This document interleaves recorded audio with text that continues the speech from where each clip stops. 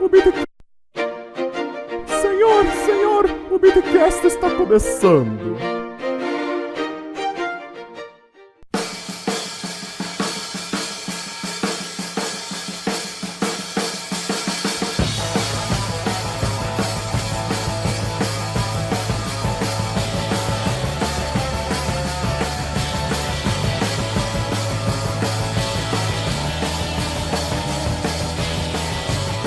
Qual é, rapaziada? Mais uma bagaça desse Bitcast pra vocês. Meu nome é Rafael Mota, apresentador. Hoje estamos... Caraca, é muita gente, eu até perdi a conta já. Estamos hoje com, obviamente, o senhor Jansen. Tudo bom, meu camarada? Tudo bom, Rafa? E aí? Estamos com o nosso advogado, vulgo José Domingues da Fonseca Neto, vulgo Zé. Como é que tu tá, meu querido? Fala, meu querido. Tudo bem? Como é que todo mundo tá? Prazer estar aqui novamente. Senhor Ezequiel Gomes, da Dash Dinheiro Digital. Tá aí, meu jovem? Tá vivo ainda? E aí, Rafael, e aí, galera? Estamos aí para mais um bom bate-papo. O nosso Penetra. A gente tava aqui elaborando aqui a gravação. Ele entrou no meio. Falei, olha que legal.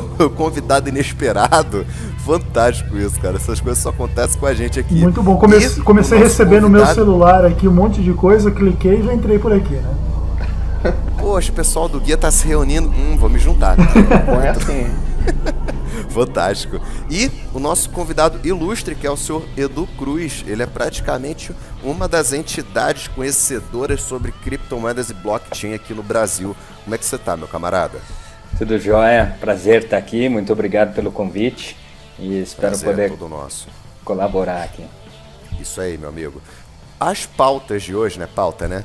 Os temas de hoje, melhor dizendo, são de um mercado que está em ascensão aqui no Brasil agora. As pessoas no Brasil estão começando a conhecer esses dois projetos, que é a Steemit, a rede social Steemit, e o projeto do iOS.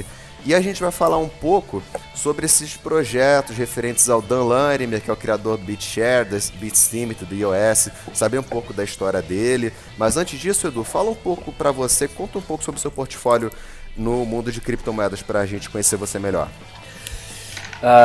Bom, então, do meu portfólio atual, é isso?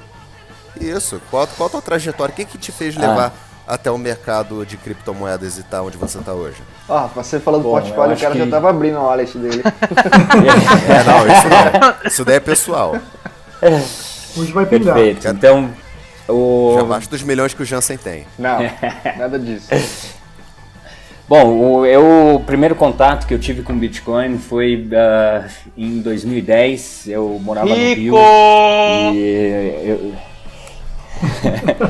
Eita!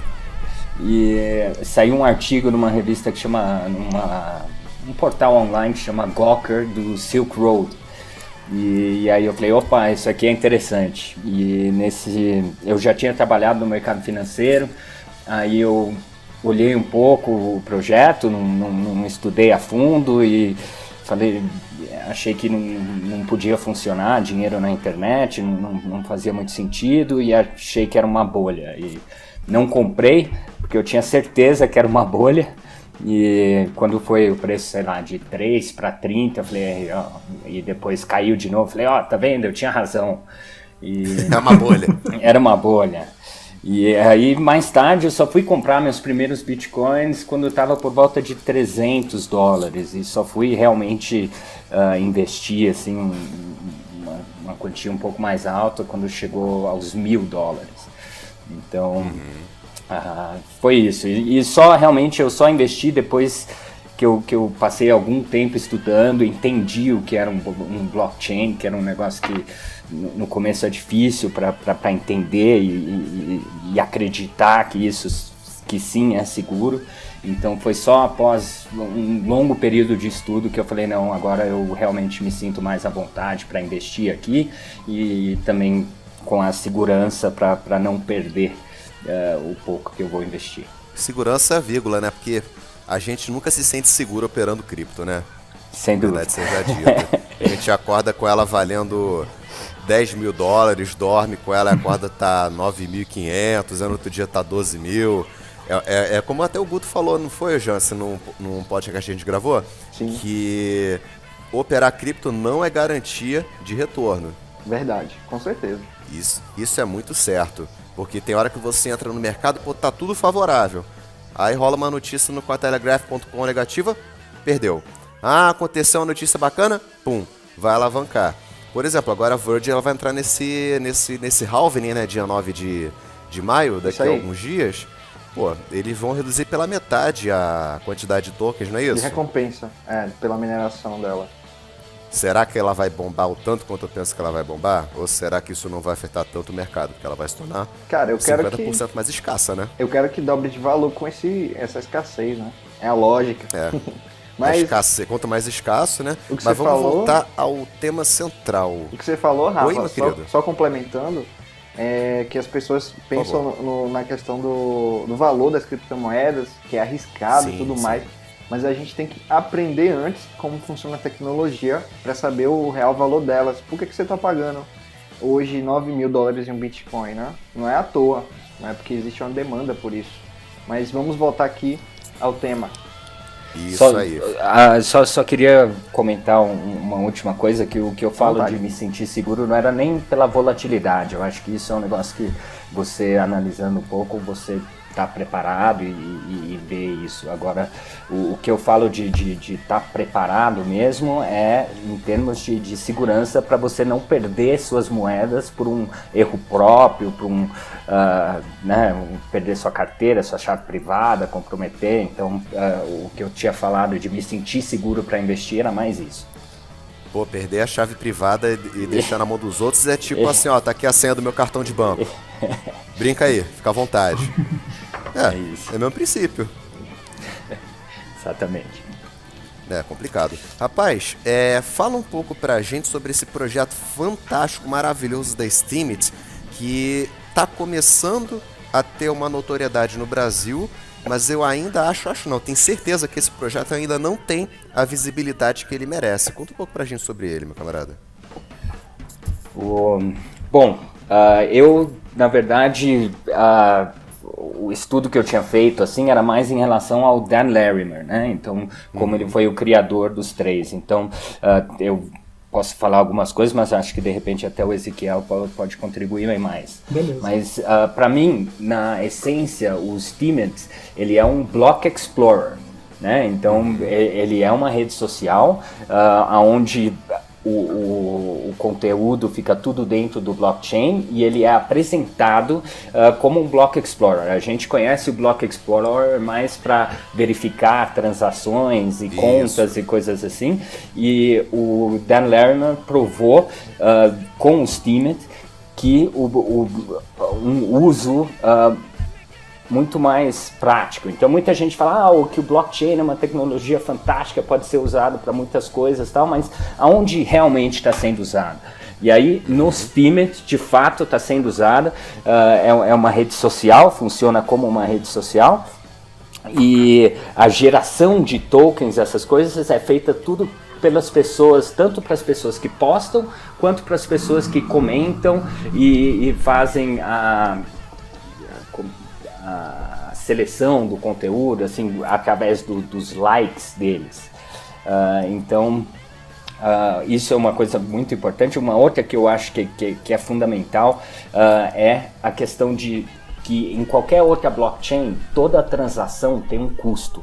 Então, você, para ter uma transação dentro do próximo bloco, você tem que pagar lá uma taxa. E isso seria inviável para um modelo de rede social, porque quem que estaria disposto a pagar para dar um like, a pagar para fazer um comentário, ou a pagar para postar? Então, realmente foi um modelo muito diferente, onde a geração das novas moedas é distribuída, eu acho até uma porcentagem para os mineradores, mas principalmente para as pessoas que postam, comentam e curtem, fazem a seleção desse conteúdo. Quem gera conteúdo é que teoricamente tem que receber mais, né? Sem dúvida, e é um contraste ao modelo que a gente tem hoje, onde todo mundo publica coisas no Facebook, e quem ganha todo o dinheiro de marketing, de propaganda, é tudo o Facebook, que usa você como produto para promover os anúncios deles, enfim, e todo o dinheiro é concentrado a eles. Então, realmente é uma inovação muito grande o Steemit. E é legal, tipo, quando você abre o Steemit, eles colocam o motto da empresa, né? Your voice is worth something. Sua voz vale alguma coisa. Ela, né? Você gera conteúdo, e o conteúdo que você gera tem que ter algum valor. Eu não digo valor apenas no sentido moral, no sentido de você montar sua reputação, que afinal reputação eu diria que é a moeda mais forte dentro do mercado descentralizado, seja lá qual for. Mas propriamente monetizar. Você cria um conteúdo bacana, que ajuda várias pessoas.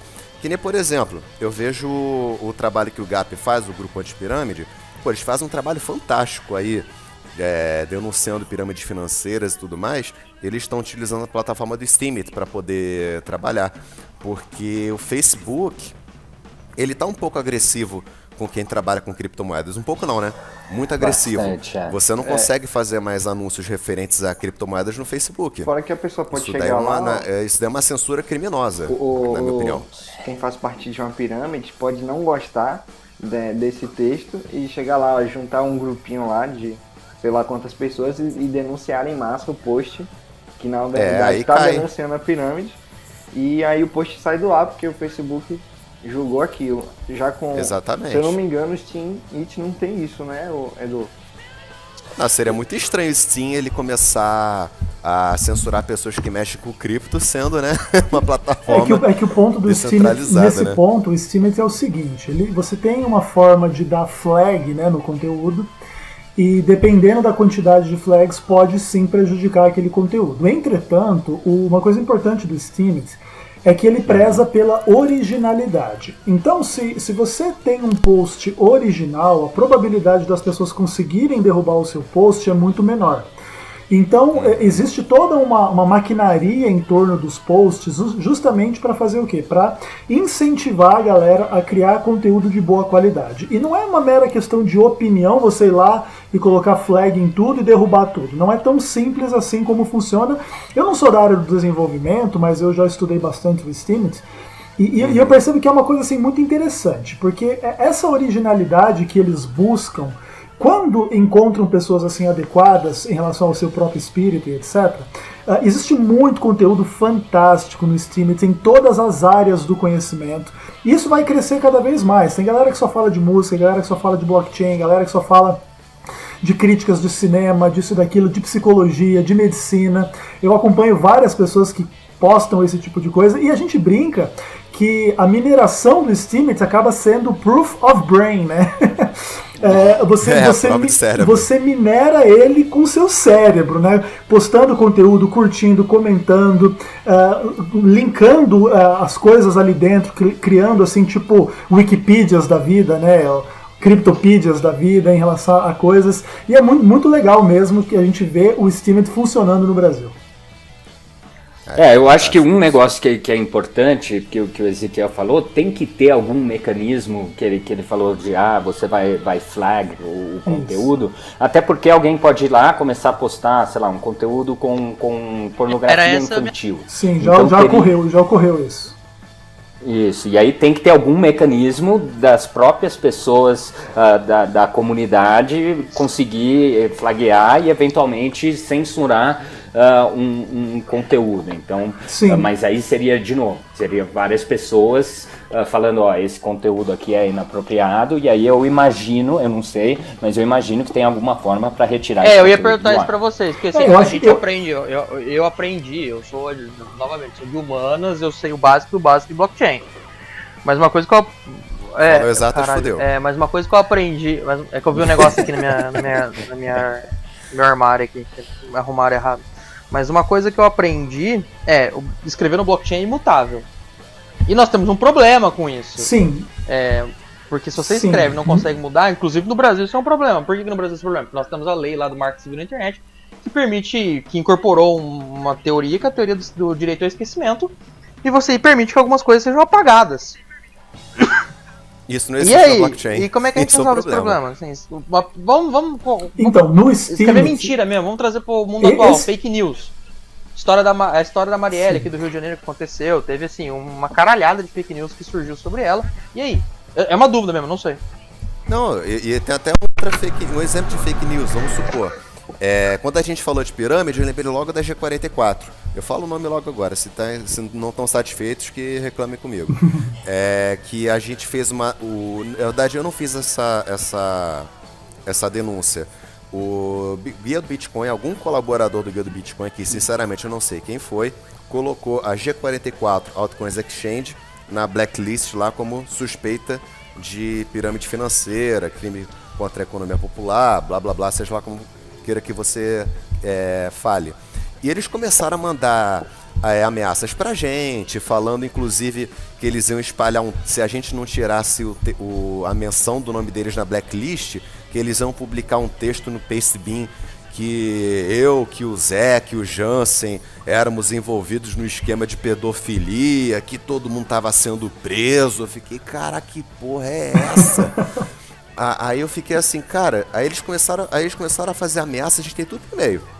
Aí eu fiz uma resposta pra eles no Medium, né? Você falou que usa o Medium, né, o Edu? Que você escreve suas ideias lá? Sim, eu uso principalmente o Medium.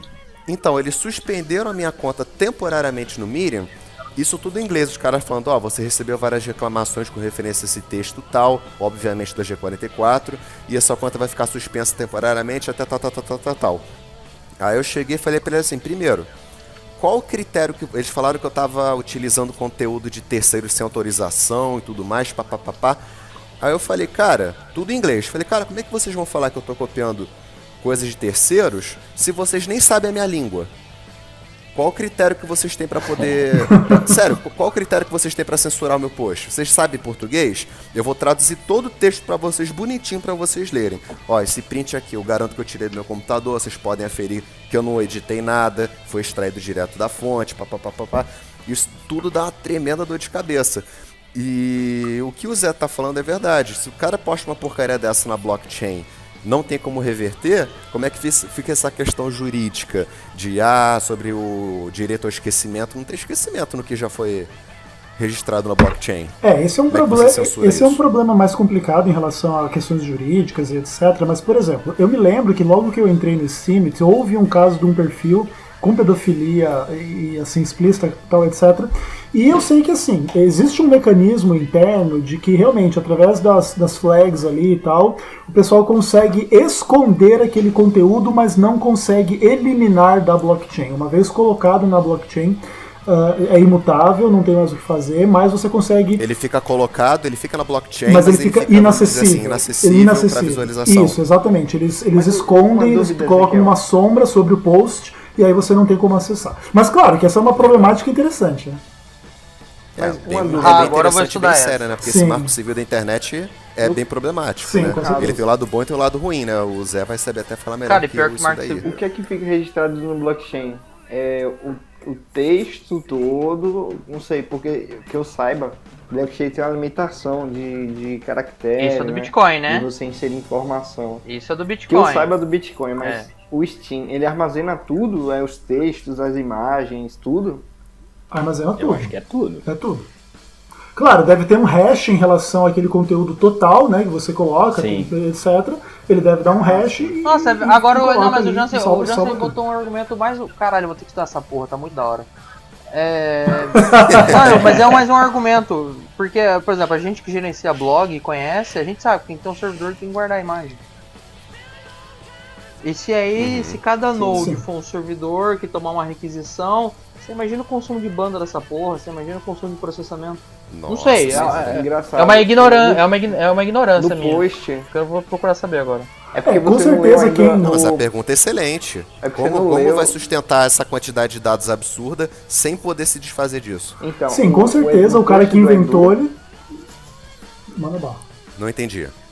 No post do Edu, que foi o que originou esse Bitcast até, ele fala sobre a história do criador da Steam.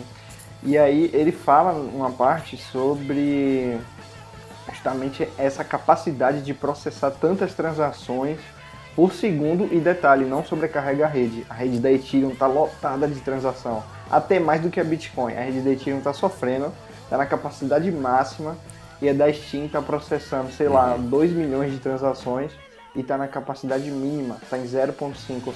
Pode explicar melhor pra gente, Edu? Sim, então isso é o algoritmo de consenso desenvolvido pelo Dan Larimer, usado tanto no BitShares quanto no Steemit e também agora no iOS. Então é o DPoS, que é o Delegated Proof of Stake. Então eles é muito semelhante ao Proof of Stake, que em português eu acho que é prova de participação. Eu não sei. Isso mesmo. Então ele é muito semelhante a isso, só que a grande diferença é que você tem pessoas especializadas, e especializadas eu falo com requisitos mínimos de força computacional, de banda, de conexão, enfim. São chamados de testemunhas, né? Os chamados o quê? Eu não ouvi? Testemunhas, né? Isso, exatamente. Então você como detentor do token, você elege essas pessoas para serem as testemunhas, para serem os forjadores, porque no caso da prova de participação, do Proof of Stake, a gente chama de forjador, não de minerador, para serem os forjadores desses blocos. E aí, como eles são especializados e é podemos dizer, um sorteio entre eles para ver quem que vai ser o forjador do próximo bloco, você consegue um processamento muito mais rápido. Então, de fato, como o Jansen comentou, no post que eu escrevi sobre o Dan Larimer, eu comparo algumas... Tem um site que é interessante que chama Blocktivity. Blocktivity.info. E aí lá você consegue ver... Eu não ouvi, desculpa. Vamos colocar na descrição. Vou colocar o link do seu post e o link do Blocktivity. Isso. E aí lá ele compara as redes, então isso muda no dia a dia, mas no dia que eu analisei aqui, o Steem era a rede que mais tinha transações registradas no blockchain, e assim, muito mais. Então, no caso, a Steem tinha, no período de 24 horas, 1.700.000. E estava fazendo isso com 0,14% da capacidade de processamento. E em segundo lugar, no dia que eu analisei, estava o Ethereum, que estava com 700.000 transações no período de 24 horas, trabalhando com... com 100% da capacidade do blockchain e estava com 22.000 transações esperando confirmação. Então, a diferença aqui é muito grande. E, de novo, isso é porque, no caso do Steem, cada like, cada curtida, cada comentário, cada post, cada interação é uma transação registrada na blockchain. Então ela precisa de uma capacidade muito maior para prover um serviço que ela está provendo. Ao contrário o Ethereum já é um pouco diferente, porque ele tem os contratos inteligentes e tal, mas, por exemplo, no Bitcoin, toda transação de Bitcoin é uma transação financeira, alguém transferindo dinheiro para o outro. E nessas outras blockchains a gente vê que já tem muito mais do que só a transferência. Muito mais dados, né? Imagens, uma coisa que, por exemplo, a Steemit tem um ecossistema já que é assim, ó, você tem o DTube, que seria um YouTube descentralizado com um monte de vídeos, quantidade enorme. Você tem o The Sound, que é tipo um SoundCloud descentralizado, um monte de podcast, música para todo lado. Você tem aplicativo de streaming, live streaming, né? Fazer transmissão ao vivo e tal, com um monte de gente fazendo. Então, assim, é uma quantidade realmente absurda e com certeza tem que estudar como é que esse cara conseguiu resolver esses problemas todos aí, porque com certeza aí estão algumas chaves para escalabilidade geral aí das criptomoedas, né? Sem dúvida, eu acho que isso foi um negócio que no ano passado a gente teve alguns casos que deu para perceber muito bem como a questão da escalabilidade é essencial. Então a gente teve alguns momentos com a rede a blockchain do Bitcoin completamente acima da capacidade de processamento, com pessoas esperando, sei lá, semanas para ter uma confirmação e taxas absurdas sendo pagas para ter processamento dentro de um período razoável. E no caso até do Ethereum, a gente teve alguns casos, tanto quando teve alguns ICOs muito badalados, que no final acabaram até o período de tempo de congestionamento foi pouco, mas teve até a questão que foi muito discutida na época dos CryptoKitties. Nossa, os gatinhos do capeta. Melhor definição. Eu achei o jogo assim tosco, tive que usar para ver qual que era o grande problema, mas enfim. Zé nem dormiu jogando esse troço. Mas foi interessante, porque esse joguinho besta que conseguiu congestionar uma rede, causar um aumento absurdo nas taxas de transferência e é realmente um problema. Então a gente teve alguns exemplos onde a gente viu que realmente a capacidade de processamento das blockchains é um problema sério que precisa sim ser resolvido para a gente crescer o que a gente gostaria de crescer no futuro, né? Sim. Ô Eduardo, seguindo um pouco esse raciocínio, então, se a gente tem o blockchain, a gente tem o Ripple, que a gente estava até falando antes da gente começar a gravação, que são blockchains para transações financeiras. Nós temos assim blockchains dedicadas a transações financeiras. Nós temos blockchains dedicadas a transacionar coisas ou transacionar contratos, vamos para Ethereum, Waves, consegue transacionar coisas intangíveis a mais. Se para transacionar coisa financeira o negócio já está sem escalabilidade, já está engasgado, vamos assim dizer, no português bem rústico, o negócio já está engasgado, quer dizer que o teste maior vai vir quando a gente começar a transacionar coisas intangíveis, que nem um post, por exemplo, que eu imagino na minha estupidez de tecnologia que deva ter mais dados, mais material, o famoso opt-in lá, mais coisa entrando, mais coisa saindo. Correto? Sim, eu acho que tem várias coisas aí. Então, eu acho que tem algumas soluções sendo trabalhadas. Então, no caso do Bitcoin, tem a Lightning Network, que é para solucionar o problema de congestionamento, porque a capacidade de processamento do Bitcoin são 7 transações, capacidade máxima, 7 transações por segundo. E se eu não me engano, essa capacidade nunca foi atingida, né? Nunca chegou a fazer mais que 5, 6 transações por segundo. Então, não, na verdade chegou sim, e quando chega você tem transações que ficam no main pool, transações não confirmadas esperando a confirmação. Né? Então você tem a capacidade máxima, que seria esse 7, que é muito pouco. Se comparar com, sei lá, uma Visa, alguma coisa, 7 é ridículo.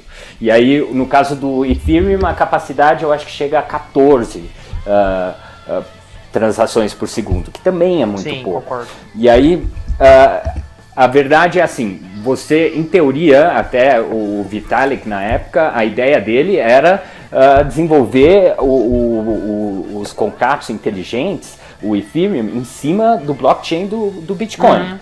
Que, na época, o Ethereum também vai ter a Raiden Network, né? Que também é uma Lightning Network só pro ERC20, que vai ser uma solução de escalabilidade também pro Ethereum, que no Brasil você quase não ouve falar disso. Correto. E aí, uma coisa, por exemplo, que aí a gente já pode até levar um pouco adiante para o EOS, é que o EOS tenta ser um sistema operacional, uma estrutura que permite você desenvolver aplicações como, por exemplo, o Steemit em cima do EOS. Então, e não só o Steemit, como o Steemit seria uma aplicação dentro do sistema, como N outras aplicações. E para isso você precisa de uma capacidade de processamento absurda. Ele até no white paper menciona alguns outros conceitos que eu também não entendi completamente, mas são processamentos que vão ocorrer de forma paralela e simultâneas, que iriam permitir você ter várias Steemits ou até um BitShares com projetos independentes com capacidade de processamento absurdas dentro dessa rede sem congestionar ou sem causar transtornos, demora em processação, em confirmação de transações, enfim. Então, pode falar. Uma coisa muito interessante em relação a tudo isso é que existe um fenômeno em relação às criptomoedas que é bem interessante, que aparentemente é muito mais fácil a gente experimentar do que a gente explicar, né? Sim. Ah, com certeza. Então, tipo assim, o Steemit, ele é assim, né? Por exemplo, eu quando fiz a minha conta há alguns meses atrás, eu assim, ainda era bem menos maduro em relação a algumas coisas, que ainda preciso continuar estudando muito para entender algumas coisas da área da computação e tal. Mas assim, é uma coisa simples de usar, fácil, está disponível, está à disposição, funciona, é muito interessante, tem muito conteúdo bom. E ao mesmo tempo tem toda essa mágica, entre aspas, por trás, que realmente assim, eu entendo que não seja fácil. Descentralização é um paradigma bem complicado. Toda essa coisa de processamento de dados, essa coisa de segurança em relação às transações. Eu nunca ouvi, por exemplo, um pedido que eu fiz para a rede do Steemit não ser assim, efetivada. Isso é uma coisa interessante. Inclusive já saquei Dash, já saquei Ethereum. As poucas quantidades de Ethereum que eu tenho foi porque os posts que eu ganhei do Steemit e tal e transformei em Ethereum. Então assim, é muito interessante. Também fica a dica pro pessoal que está ouvindo, não conseguir entender exatamente como que a coisa é feita, que pelo menos experimente na prática, né?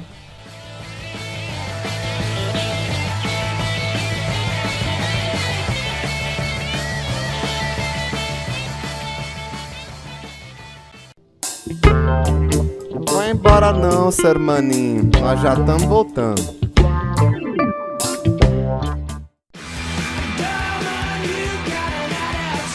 Sem dúvida, eu acho que uma das grandes inovações do Steem é que é possível a pessoa usar o Steem sem ter que entender exatamente como funciona o blockchain, como funciona. E isso é a beleza da coisa, quando você parte, porque ninguém entende como funciona, pouca gente entende como realmente funciona e-mail. Né? Como que a mensagem sai do seu computador e chega lá do outro lado do mundo. E na verdade não é necessário, porque a tecnologia evoluiu ao ponto de você não ter que entender todas essas questões para poder usar. Como funciona, Exatamente. Então, e uma coisa que o Steem tem, que vai ser uma das grandes vantagens que o EOS vai implementar isso, é essa questão de você criar uma conta e poder recuperar essa conta. Então, eu esqueci a minha senha, coisas que em outros blockchains é completamente impossível. Se você esqueceu a sua senha, o seu acesso, acabou, você está fora, suas moedas estão lá, mas você não vai ter acesso nunca mais a elas. E no caso do Steem, ele tem esse user friendliness, né? Eu não sei como fala isso em português exatamente, mas... É simples de usar. Quando você está na Steemit Beta, por exemplo, é um cadastro no Facebook, só que você está fazendo numa rede social descentralizada. É fácil de mexer. Inclusive, acho que faltam mais tecnologias blockchain direcionadas ao público leigo. Eu acho fantástico na Steem que ela é muito fácil para qualquer um fazer um cadastro e utilizar. Não é que nem o Bitcoin. O Bitcoin é fácil de mexer? É bastante fácil. Mas ele não é tão user-friendly como a Steem, por exemplo, que todo mundo já mexeu em Facebook alguma vez. Mesmo quem não tem conta hoje, já teve antes. Mas a Steem, você abriu o site, vai lá, cadastrar, põe seus dados, põe lá a tua foto, acabou. Você está cadastrado.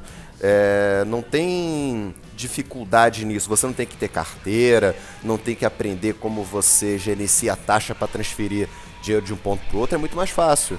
Entendeu? Eu acho que o caminho da blockchain agora é se tornar um pouco mais user-friendly, justamente porque o fato de ela ser de fato um pouco mais complicada, um pouco mais voltada, pelo menos ainda, para usuários mais avançados, mais intermediários, isso é ruim. Sem dúvida. Atrapalha na adoção em massa da tecnologia, sem dúvida alguma. Uma coisa interessante do Steam é que ele é meio dividido em 3 moedas internamente, né? Que é uma coisa que pouco se fala, né? Existe o Steam, que é a moeda em si, o Steam Power, que seria a sua influência dentro da plataforma, conforme você vai adquirindo maior reputação, maior quantidade de likes e etc. E existe o Steam Dollar, que é o que você usa, que você pode usar muito para transacionar entre as pessoas dentro da plataforma. Então, por exemplo, se você não quer fazer uma transação para comprar por exemplo, para transformar o seu Steam em Bitcoin, em Dash, em Ethereum e etc., você pode transacionar diretamente com as pessoas enviando essas moedas internas. Então, você elimina inúmeros problemas, por exemplo, assim, de capacidade de envio de dados, etc., usando essas formas alternativas de moedas. Né? E quando você realmente quer sacar a moeda, daí você usa aquilo que precisaria de um dado maior. É justamente é uma solução bem interessante. Falar, não, eu consigo tirar o meu dinheiro e é alguma sacado, coisa... Né? Eu não vou estar exposto à volatilidade. Então, a pessoa que fala, não, eu estou ganhando dinheiro com isso e eu quero guardar o meu dinheiro, ele transforma o que ele tem em Steam-based dollar, e aí ele tem lá o valor em dólar, que não vai aumentar ou cair 50% do dia para o outro, como a criptomoeda poderia ter essa volatilidade. Tem alguma noção, Edu, de quantos usuários tem na Steam hoje cadastrados? Você tem alguma noção? Não tem. Exatamente. Não sei se a gente consegue achar aqui. Que eu tô dando uma olhada aqui no site, que eu não tô achando isso. Eu queria ter uma noção mais ou menos qual a base de usuários que eles também têm não agora. Tenho. Eu não imagino que sejam tão poucos assim não, porque o crescimento está sendo bem expressivo. No Brasil você quase não vê brasileiro usando. Inclusive, eu convido todo mundo para acessar o Steam Beta. A gente vai colocar na descrição desse podcast para vocês poderem conhecer o projeto, que, cara, fantástico. Olha, eu participo de vários grupos do Telegram, alguns deles são voltados especificamente para a comunidade brasileira do Steemit. A gente usa muito a hashtag PT, como querer dizer português, não tem nada a ver com o partido dos trambiqueiros não, viu? Pelo amor de Deus. Deus nos livre e guarde, né? Então, assim, é uma comunidade muito legal, realmente não é uma comunidade grande, eu acho que a gente deve ter talvez aí entre uns 50 e 150 brasileiros mais ativos na comunidade. E é pouco, né? E assim, isso demonstra que também a gente ainda tem um amplo espaço para crescimento. Até por isso, né, já fazendo o jabá adiantado, eu criei um curso para as pessoas aprenderem a mexer no Steemit. Já é um curso que está sendo vendido pela internet. São 2 parcelas de R$99 e tal, e eu faço uma visão geral, que é antes da pessoa se cadastrar, antes dela começar a mexer, para ela trabalhar com assertividade com a plataforma. Porque aí existem algumas coisas importantes. Por exemplo, quando você cria um nome no Steemit, você não pode mudar ele depois. Então você tem que trabalhar bem. Se você quer um nome pessoal, um nome institucional, um nome de uma empresa. Tem gente que tem uma ideia interessante. Por exemplo, tem lá no Steemit o @Chicago Bulls. O cara simplesmente colocou lá o nome do time, fica indo no estádio tirando umas fotos ao redor e não sei o que, e o cara ganha vários dólares para fazer esse trabalho. Já fica a dica aí, se alguém quiser fazer o @Palmeiras, @Corinthians, Flamengo, não tem nada, tá aberto. Só não faz agora @Vasco, porque o momento não é bom. Que aí vai dar errado. Porque aí o ponto existe uma ampla questão aí que está aberta, que as pessoas, né, têm que entender a oportunidade e, de repente, existem formas de você aproveitar isso e ganhar grana. Agora, lembrando uma coisa interessante, geralmente você não consegue fazer 2 cadastros no Steemit no mesmo computador. Você faz um e quando você tenta fazer o outro, ele não deixa. Isso. Até para você, porque, na verdade, você está multiplicando dinheiro, né? Cada perfil que você tem, é atribuído a você uma certa quantidade de Steam. Então, se você quiser fazer 1 milhão de contas no seu computador, você ganharia $1 milhão. Não seria uma má ideia, né? Não seria muito honesto, mas não seria uma má ideia. Exatamente, enfim, né? Eu achei aqui alguns números, não está exatamente atualizado, mas em janeiro, no comecinho de janeiro, tinha por volta de 50 mil usuários ativos por dia. Então, realmente, isso no mundo todo. Então, tá começando ainda. Isso no mundo todo, né? Muita oportunidade aí. Mas isso deve ser muito impressionante, que hoje, agora que a gente está começando a ter um debate sobre o que são os nossos dados para essas empresas centralizadoras de serviços. Vamos lá, leia-se Google, Facebook, e Amazon. Tudo que a gente faz hoje em dia passa na mão desses caras. Ou pelo menos uma vez, ou na mão dos 3 ao mesmo tempo, né? Mas enfim. E isso é uma ideia interessante, que é você ter o controle do seu dado da maneira que você remunera, ou você vê, ou você aumenta o alcance de uma coisa que vale a pena, não daquele negócio que está sendo pago, ou o Facebook dando meu dado para um terceiro, como a gente viu na Cambridge Analytica lá, fugindo meu dado por meios escusos, de maneira que a gente não tem controle nenhum. Pelo menos ali você tem um pequeno controle daquilo que você vê, não tem um robô, imagina que não tem nenhum robô filtrando, olha, só veja isso. Sim, isso é bem importante. Ontem eu tive certeza que ontem eu tive a certeza que meu celular, o Facebook sabe do meu celular. A minha mulher, entrando no elevador, falou: Zé, eu tô pensando em comprar um AirPods lá da Apple. Tô pensando, teu amigo nosso tá nos Estados Unidos, vê aí quanto custa um AirPods aí que eu quero comprar. Eu falei: amor, tudo bem e tal. Filho, eu tava cagando no banheiro, vou até falar isso, eu estava no momento íntimo, vendo o Instagram, esse desgramado desse Instagram me ofereceu um AirPods. Rapaz, que absurdo, hein? E eu não pesquisei, eu não tinha feito disso nada, que eu tava não é Facebook, é Chico Xavier, né? Eu fui direto pra privadinha. Velho. Tu nem falou? Eu falei: mano, pera aí, velho. Eu até tirei print e mandei pra minha esposa. Eu falei: mano, nunca mais. Agora é sexo, celular na sala, a gente não. Gente, mas que loucura. Mas o Facebook, ele adivinha o que você tá pensando, o que você tá querendo. Cara. É uma coisa muito louca. Ele puxa todos os dados possíveis da sua vida. É uma coisa que é muito invasiva, né? Ao mesmo tempo a gente não pode ficar livre dele, né? Ainda mais a gente que tem a escola do Bitcoin, a gente depende dele para poder vender nosso peixe, inclusive, para poder divulgar os nossos produtos. Mas, nossa, é uma quebra de privacidade completamente absoluta que você tem com o Facebook. Absurdo isso. Sim, é interessante. Agora, por exemplo, na questão do Steemit em relação à monetização de conteúdo, a gente percebe, talvez, aí o princípio que vai fazer as pessoas questionarem esse poder centralizador do Facebook. Porque, por exemplo, quando você monetiza o seu conteúdo, mesmo que seja um conteúdo simples, no contexto da sua família, dos seus amigos e tal, e de repente no Steemit, por exemplo, os seus likes estão gerando dinheiro, já começa a não fazer tanto sentido escrever qualquer coisa no Facebook e não ganhar nada, né? Essa é uma coisa interessante, para justamente você ver a aplicação prática dentro do contexto de uma tecnologia disruptiva, transformadora, etc. E que agora traz um benefício acessível a você e às pessoas, e isso faz você questionar por que já não é assim? Por que as pessoas já não valorizam tais e tais coisas? E assim a gente pode, de alguma maneira, despertar as pessoas para o criticismo, vamos pensar assim, saudável em relação a tudo que é centralizado, para que agora elas possam ver o benefício na prática, e depois que elas veem, não adianta, cara. É muito mais prazeroso para mim, por exemplo, usar o Steemit do que o Facebook. Mas não importa. Uma metodologia de negócios que já é muito antiga. Se o cara cria uma empresa, e nessa empresa que ele tem, as pessoas criam conteúdo a seu bel prazer, por vontade própria, e elas não ganham absolutamente nada por isso, e eu tô enchendo meus bolsos de dinheiro, por que eu vou pagar alguém por isso? Se a minha rede é muito maior do que a do outro. Exatamente. E eu não pago nada pro outro. Sim.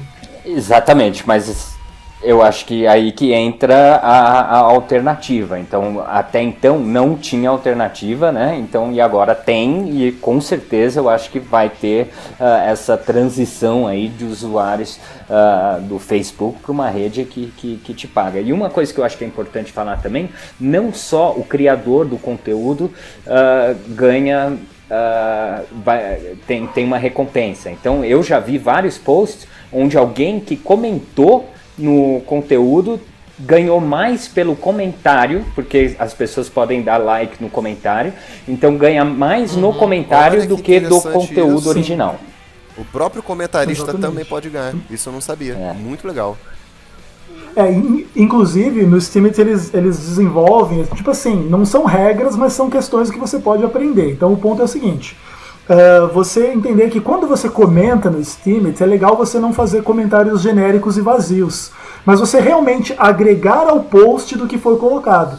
E se você souber fazer isso de uma forma realmente sensível, inteligente, profunda e etc., a chance de você ganhar essas curtidas é maior. Então, o Steemit, ele faz o quê? Ele incentiva o conteúdo de boa qualidade. Esse é o ponto. E aí a rede só cresce com isso em relação à qualidade, e também as pessoas vão buscando desenvolver o seu perfil e a sua reputação ali de forma a maximizar os seus lucros. E a coisa pode chegar num nível estratosférica. Por exemplo, o Andreas Antonopoulos entrou no Steemit há pouco tempo atrás, acho que há uns 2-3 meses atrás. Ele fez um post somente. Ele ganhou o equivalente a $10 mil no primeiro post do cara. Cala a boca. Só pra você começar a brincadeira. Ele merece. Que isso, cara.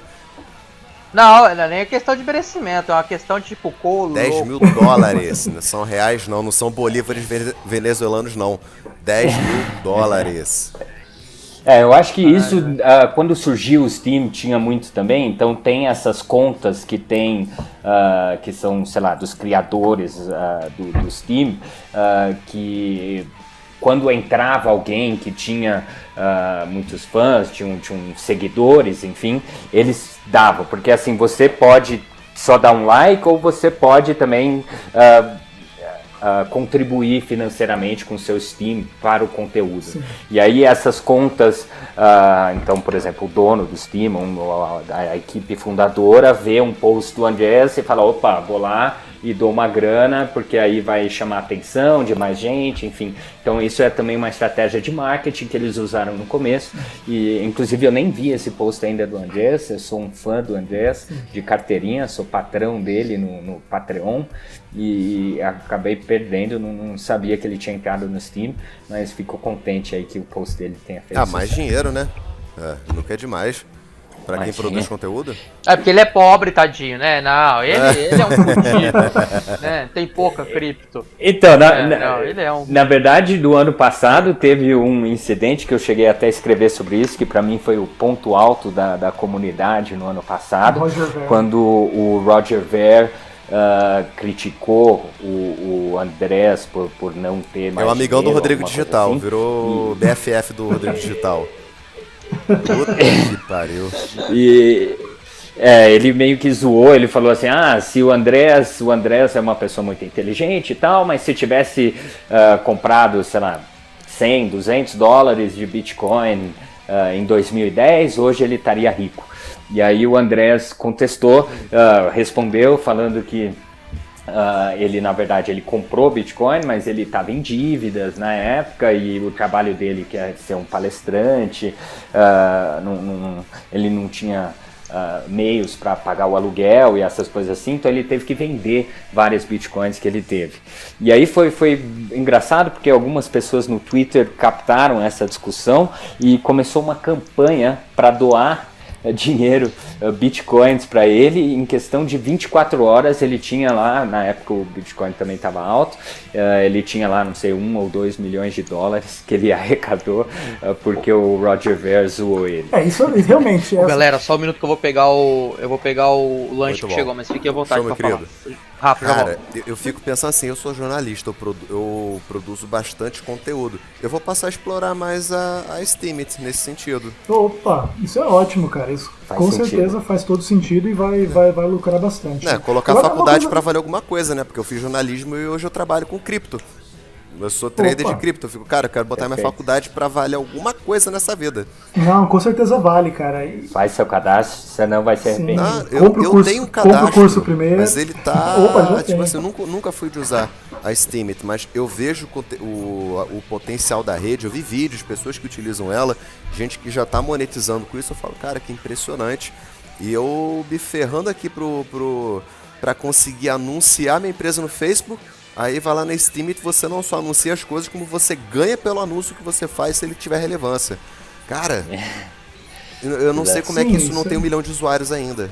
Sim, na verdade. Está crescendo. Sim, com certeza. E o nosso papel é um pouco esse mesmo, é fomentar esse conhecimento para que a galera realmente entenda, né, o potencial, o semine. Claro, não é uma coisa assim simples. Existe toda uma questão de que quem já entrou primeiro já tem um incentivo maior, já ganhou mais grana. Quem está entrando assim tem que ter aquela disciplina de postar sempre coisas originais, bom conteúdo. Isso. Também é uma coisa cansativa, não é uma coisa simples. Se fosse fácil, todo mundo ganhava, né? Mas assim, o ponto é, existe espaço para se ganhar bem, e eu creio que isso só vai aumentar em relação a quantidade e conteúdo e pessoas envolvidas e, acima de tudo, a valorização daquilo que é original e positivo no mundo das criptomoedas. Fantástico. Você lembra, Ezequiel, que eu falei uma vez no podcast, não sei se você lembra, qual é o bem mais precioso e mais caro do mundo atualmente, na sua opinião? Olha, muitas pessoas falam de informação, né? Isso aí. É isso aí, né? Reputação, informação. Acaba tendo tudo a ver uma coisa com a outra. É isso aí. O que é o Bitcoin? O que é o Bitcoin, objetivamente falando? Não é um conjunto de informações, um conjunto de códigos. O que é o Ethereum? Não é um conjunto de códigos que está rodando aí pela blockchain? Não existe commodity mais importante, mais cara no mundo do que informação. Então eu penso que a Steemit, pela primeira vez na rede, existe uma rede social que está monetizando a commodity mais valiosa do mundo, que é a boa informação. Não é essas porcarias de ganhe 50% em 60 dias em Bitcoin, essas merdas que a gente vê em pirâmide financeira, em golpistas, não. Falo, produção de qualidade, coisas que nós fazemos aqui hoje, falar sobre a rede, que a gente entrevista pessoas em corretoras, a gente produz conteúdo, fala sobre a Raiden Network, que ninguém no Brasil está falando ainda. Isso tem que ter um valor. Eu não acho que você tem que... me convidou para uma palestra. Pô, legal, vai pagar quanto? A gente não paga. Pô, então minha informação não vale nada para você? Pois é. Complicado. Fica, mas não sei o que. Não. Eu acho que toda informação tem que ter um preço. Eu já estudo há mais de ano sobre o mercado. Vocês estudam há mais de ano sobre o mercado. Nós já temos um conhecimento mais denso do que a grande maioria da população atualmente. Isso tem que ter um preço.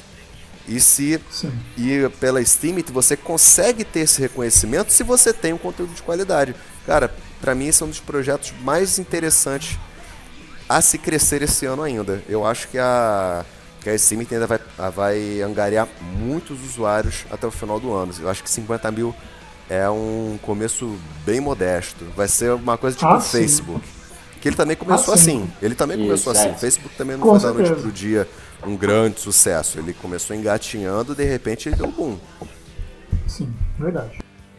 Exatamente. Pessoal, sobre o iOS, o Edu, fala um pouco mais assim pra gente Oi? iOS não, Isso. Você falou iOS? Mas não é iOS, ô doido. Edita aí EOS lá, que fala. iOS é o Google. É verdade. iOS. Google, mas acho que fala I também, né? Acaba falando o E meio I, né? Em inglês fala iOS, sim, é o EOS. Então, o EOS é o projeto novo do Dan Larimer. E aí eu queria falar uma coisa também, que algumas pessoas criticaram ele por abandonar os outros projetos. E eu acho que existem perfis de pessoas. Tem pessoas que gostam de trabalhar numa startup, por exemplo, e aí se a empresa crescer um certo tanto, a pessoa sai e vai trabalhar em outra startup. E o Dan Larimer é, sem dúvida alguma, um gênio, e ele começou no BitShares, desenvolveu, a hora que o projeto estava funcionando, mas ainda não tinha muitos usuários e tal, ele decidiu sair, criar o Steemit e fez a mesma coisa. Então o Steemit nem decolou ainda direito, mas ele montou, fez a estrutura, e a hora que estava engateando, tem uma equipe de desenvolvedores próprios, ele resolveu sair. Então ele agora se juntou a uma empresa que chama Block One, e eles criaram o iOS. Então, o iOS também vai usar o DPoS, que a gente conversou um pouco antes. Não confundir com a tecnologia da Apple, que o Zé me deu esporrinho aí, ficou nervosinho comigo. Exatamente. É EOS, vamos falar. Eu não, me surpreende você, o seu inglês que é muito rapaz, meu. Vamos lá. Eu sou humilde, eu não morei no Japão, não. Em inglês. Como é que se fala como é que fala S? iOS. Porra. Aí, eu vou aí pro Rio te dar uma porrada, cara. Mas desculpa te interromper. Prossiga. Então, a ideia do iOS é ser mais ou menos como o iOS. Então é ser um sistema operacional que permite outras pessoas desenvolverem aplicações descentralizadas usando o blockchain deles. E tem algumas inovações aí, algumas que já são comprovadas, outras que ainda estão no white paper e a gente vai ter que ver a hora que for implementado. Eu acho que já está em beta, então já dá para testar um pouco, mas o lançamento deve ser eu acho que vai ser em junho desse ano. Legal. Legal, é na blockchain da Ethereum? Hoje o token EOS é ERC20, então ele é um token dentro do Ethereum. Isso mesmo. Mas assim que for lançada a plataforma, ele vai ser um token próprio da blockchain dele. Para quem quiser acessar o site para conhecer mais sobre o projeto, é o eos.io. E isso até foi uma outra questão interessante, porque ele, em teoria, vai ser um concorrente forte do Ethereum, só que ele optou, como muitos outros projetos, a fazer o ICO dele dentro do Ethereum, pela facilidade que é criar um token ERC20. Então, e outra inovação interessante também foi que eles decidiram fazer um ICO que dura 1 ano. Então tem 1 ano de duração, começou no meio do ano passado e estão lançando aí, eu acho que estão colocando 2 milhões de tokens EOS por dia no mercado. Então isso até me impressionou bastante, eu não esperava essa alta de preço, até porque tem o ICO está ocorrendo e cada dia estão sendo lançados mais 2 milhões de tokens no mercado. Exatamente, agora tem 832 milhões 920.008 EOS rodando na rede. O total supply vai ser 900 milhões, pelo que informa aqui. Isso, na verdade vai ser 1 bilhão, só que eles no ICO vai distribuir 900 milhões e a Block One vai ficar com 100 milhões. Então no total é 1 bilhão de tokens. 10% fica retido. Mas aí vai ficar retido com eles, exatamente. E aí um outro aspecto que eu acho que é muito interessante é a questão das linguagens que vão ser permitidas ou vão ser possíveis ser usadas dentro da plataforma. Então, ao contrário do Ethereum, onde para você desenvolver mesmo um token ERC20 ou fazer um contrato inteligente, você tem que aprender a linguagem própria, que é o Solidity. Dentro do iOS, eles vão ter, já tem até dentro do testnet deles, diversas bibliotecas que vai permitir muito mais gente desenvolver aplicações. Legal. Então você não vai ter que aprender uma linguagem específica para poder usar a blockchain do EOS. Você, com os conhecimentos que você já tem, as linguagens que você já usa, já domina, você vai conseguir desenvolver aplicações descentralizadas dentro da rede deles. Então isso é uma inovação muito grande, eu acho que vai atrair mais desenvolvedores para a plataforma deles e as possibilidades realmente são infinitas. Uma outra inovação importante, eu acho que é isso que tem no caso dos Teammates, é que a transação do blockchain não tem um custo. Então isso permite você desenvolver aplicações com um modelo de monetização que em outros casos não seria. Então você pega, por exemplo, o CryptoKitties. O gatinho lá, o preço dele é em Ether e para você fazer qualquer transação você tem que ter Ether para usar para pagar o gas cost da transação. É um saco mexer com isso. Eita ferro. É chato pra cacete. Então, isso limita muito os jogos, porque a cada transação ou cada ação dentro do jogo você tem um custo. E aí então são poucos os tipos de joguinhos que a cada movimento, a cada ação sua, você está disposto a pagar alguma coisa.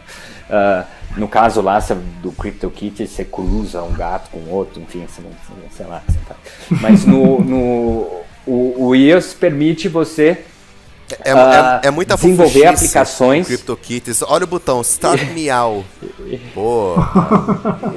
Pelo amor de Deus. E aí Eu acho que realmente é uma rede que vai competir pau a pau, já está competindo, não foi nem lançada e já está, sei lá, a quinta aí no CoinMarketCap e vai competir pau a pau. E as vantagens que tem são muito grandes. Além do que, a Block One se comprometeu a usar parte dos recursos que entraram no ICO para financiar desenvolvimento de projetos. E você já teve alguns projetos importantes falarem que vão lançar plataformas dentro do EOS. No caso, teve a Bitfinex, fez um anúncio que vai lançar o EOS Finex. A polêmica então plataforma, uma exchange. A polêmica Bitfinex. Teve o outro Bancor, que foi um ICO que arrecadou não sei, mais de 100 milhões de dólares também, em poucas, acho que 3 horas no ICO deles no ano passado. E eles também já anunciaram que vão desenvolver o modelo deles, que é um modelo interessante também, dentro da plataforma EOS. Então, realmente é um projeto muito interessante. Eu acho que ao contrário de muitos outros ICOs que fazem um white paper e prometem mundos e fundos aí, nesse white paper você tem alguém por trás que é o Dan Larimer, que já comprovou que ele tem o know-how de desenvolver blockchains sólidas com capacidade de processamentos absurdas, e então a promessa dele, pelo menos aos meus olhos, valem mais do que a promessa de alguém que pode ter as melhores intenções, mas não tem a experiência para dar a segurança que realmente vai executar o projeto do jeito que promete dentro do white paper. Hoje o EOS, eu vou falar EOS, porque se eu falar iOS, o Zé vai querer me dar porrada. Ele tá em quinto lugar mesmo no market cap. Ele está com uma capitalização de quase 15 bilhões de dólares e o valor unitário dele, agora, nessa gravação, dia 3/5, está 17 dólares e 77 centavos. Ele caiu 7,27% nos últimos... Foi uma queda bem expressiva. Eu acho que, assim, realmente tem essa queda, mas subiu muito nos últimos dias, então, ao meu ver, é apenas... não, tava puxado, bateu isso, quase 20. Acho que até bateu 20, na verdade. E se você for ver, isso chegou na minha timeline, inclusive, a 20. No último podcast, na live que eu fiz sobre análise gráfica, que eu falei que eu ia começar a corrigir com força, não deu outra. É movimento natural do mercado, né? Eu falei, o pessoal falou assim, Rafael, fala sobre o EOS um pouquinho. Eu falei assim, gente, eu nunca puxei um gráfico do EOS. Eu fui lá, ao vivo, puxei. Quando eu olhei o gráfico, eu falei, isso daí vai lamber o chão daqui a pouquinho. Tava sobrecomprado, os indicadores não estavam favoráveis. Olha, se alguém queria comprar agora, não compre. Se alguém comprou, vende agora, porque tá na melhor hora possível. Eu acho que tem várias coisas aí. Então, realmente é um projeto novo. Então, para mim é um absurdo. Ele já está em quinto lugar, mas ele foi lançado há menos de um ano atrás, em junho do ano passado, o token foi lançado a $1, chegou a 4, depois passou alguns meses embaixo, passou, sei lá, 2 meses sendo negociado a 50 centavos, aí com a loucura de dezembro, janeiro, chegou a 18, e aí depois caiu, acho que um mês atrás, eu perdi uma oportunidade ótima de compra a 4, e enfim, aí agora subiu para 20, agora está 17. Mas isso é tudo a expectativa que esse projeto tem, e vamos ver se ele consegue executar, mas tudo indica que sim, porque o Dan Larimer realmente tem um histórico aí para comprovar. Uma outra coisa que eu queria comentar também, não só olhar o preço, mas... É o Midas do blockchain, né? Mas também o volume negociado. Então, ele está sendo negociado aí a 17,70, mas está com volume em 24 horas de 2 bilhões 266 milhões de dólares. É um volume absurdo. Muito maior que o Ripple. Mais da metade do que o volume do Ethereum. Isso, tá 3 vezes do Ripple, 2 vezes do Bitcoin Cash, e aí se você comparar esses outros, sei lá, Cardano, Litecoin, Stellar, enfim, são volumes insignificantes com o volume que está sendo negociado. Eu acho tão inaceitável o EOS ele ter menos market cap do que o Bitcoin Cash, por exemplo. Eu sei que são projetos diferentes, mas, cara, o EOS ele oferece tanto mais qualidade, tanto mais leque de opções do que o Bitcoin Cash, né? Eu fico, inclusive, Ezequiel, dá um esporro no Rodrigo que ele não falou Bcash pro Roger ver, cara. Eu teria falado. Sim, exatamente. E não apanhou ao vivo pra gente se deliciar, né? Cara, eu ia apanhar, mas eu ia apanhar feliz. Eu falei, caralho, eu falei Bcash na cara do Roger ver. Porra, eu ia ficar muito feliz. Nossa. Ele vai estar na BitConf aí, a gente resolve esse problema. Pô, caraca. Verdade. Ele vai estar lá. Eu não vou estar na BitConf. Tell us about Bcash, motherfucker. Blow. Só vê o sapato voando na cara. Golpe. Eu não sou completamente contra o Bcash, não, o Bitcoin Cash. Bcash, por favor. O Bcash, mas eu assim, não escrevi muito sobre eles. Eu, quando tem projetos que eu não gosto muito, eu não critico tanto, eu tento focar nos projetos que eu gosto. Não, entenda, mais eu não sou contra, eu não sou contra o Bitcoin Cash, eu simplesmente afirmo que ele não resolveu porra nenhuma. Não resolveu nada. Vamos resolver o problema do Bitcoin. Resolveu nada. Nem o Roger Ver, ele sabe as tecnicidades do próprio Bitcoin Cash. Pô, o Urish mesmo falou que ele teve um contato aí com o Roger Ver, se eu não estou enganado, ele não soube explicar com clareza fundamentos técnicos sobre a própria moeda. Pô, como é que eu vou levar um cara desse a sério? Não dá, né? Pô, não dá. Não é que nem Ripple, que a gente estava conversando agora há pouco aí, que você teve até uma posição muito interessante sobre a Ripple, que diverge da minha. Concordo com a tua visão, mas ainda assim eu acho absurdo o Ripple estar em terceiro lugar no mercado, na minha opinião. Realmente. O Ripple, na verdade, ele é o ICO mais longo da história, né? Então, a maioria dos XRP ficaram em posse da empresa e eu acho que eles ainda detêm 60% dos 100 bilhões de Ripple, que é o cap isso deles. E então, eles colocaram um smart contract que eles vão ter 1 bilhão de Ripples por mês à disposição da empresa. E detalhe, esse ano ainda em janeiro, quando a Ripple estava próxima a 3 dólares e pouco, cara, por causa dessa valorização desse XRP que não vale porra nenhuma, eles estavam entre as 15 maiores empresas do mundo. Era realmente uma loucura. Na verdade, como eu tinha comentado, eu até acho que a Ripple presta um serviço importante para a comunidade, atraindo os bancos para esse mundo da forma deles.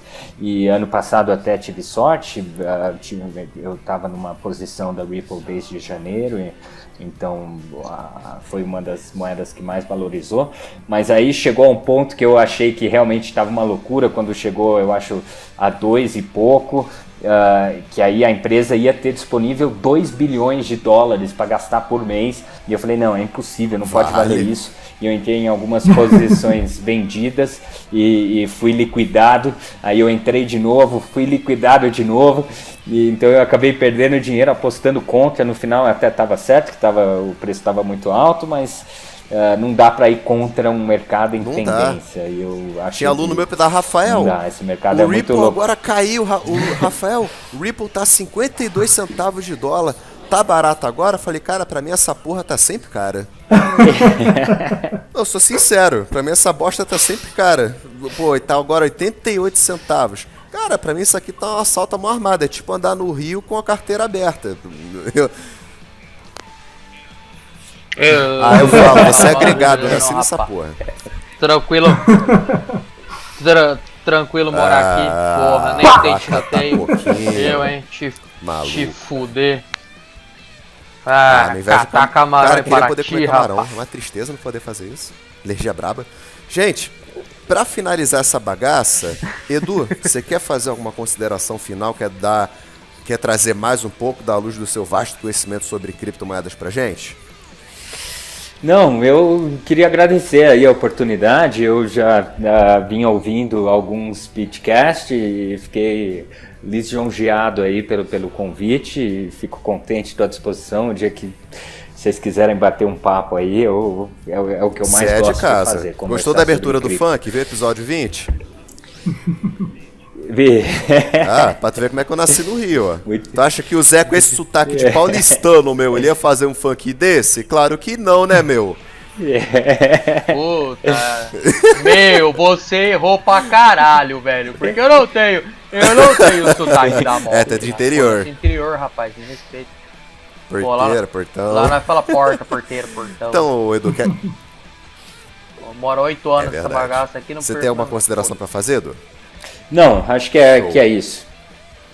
Zé, quer falar alguma coisa, Zé? Eu não, só que cara, eu amo muito também. Você, que... Não, que isso, pra agradecer a todo mundo aí que tá participando da bagaça, agradecer a presença do Edu e do Ezequiel, que chegou de bicão. E contribuiu bastante. Mas obviamente Ezequiel do time, Ezequiel manja pra caralho. Cada vez que eu ouço um Beatcast eu vou agregando mais conhecimento na minha. É que nunca se sabe demais desse mercado, né? É impossível saber demais desse mercado. Impossível. Pô, não, cada vez eu sei menos. Os caras vão falando e falam assim, puta, sou um idiota. Ou eu paro de estudar direito e começo a estudar essas porra. É melhor ser idiota em várias coisas do que ser idiota em uma coisa só. Concorda? Não é melhor a gente ser ignorante em várias coisas do que ser absolutamente ignorante em tudo e ser ignorante em uma só. Eu penso assim, a gente nunca sabe muita coisa. Eu olho, tenho muito aluno que fala assim, Rafael, analisa uma moeda X pra mim. Eu falo, cara, que é isso? Isso é de comer? Ah, não, é uma shitcoin que tá lá no 1000 e pouco no market cap. Eu falei, caraca, tu quer operar isso daí? Rafael, porque subiu 400% em um dia. Eu falei, pô, que legal.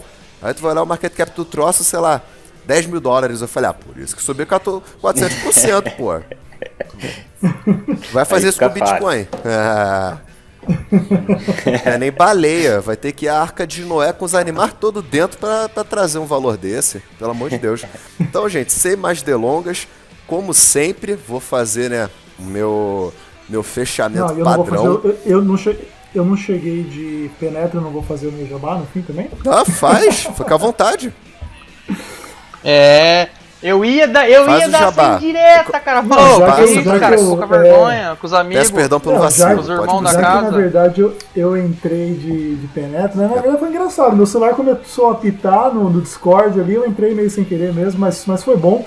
E já fica aí, né, que na verdade eu só inventei toda essa história de entrei só porque eu queria vender meu curso mesmo. Pessoal, vocês podem entrar lá. Ó que filha da mãe. Vai ficar no link aí, Reflexão Business Estimates para iniciantes. Vocês vão poder conhecer um pouquinho mais aí e aproveitar na prática essa revolução no mundo das redes sociais. Perfeito, depois passa o link que a gente coloca na descrição aqui junto, vai estar lá no vídeo no YouTube, vai estar no SoundCloud também para quem quiser verificar. Valeu. Meus amados, foi um prazer inenarrável, foi um prazer, ouso dizer, senhor José Domingues, foi um prazer incomensurável, digo ainda mais, senhor Edu Cruz, um prazer indizível estar com todos vocês aqui. Tchau, tchau, pessoal, até a próxima e vamos que vamos. Tchau, tchau. Falou. Valeu. Tchau. Um abraço.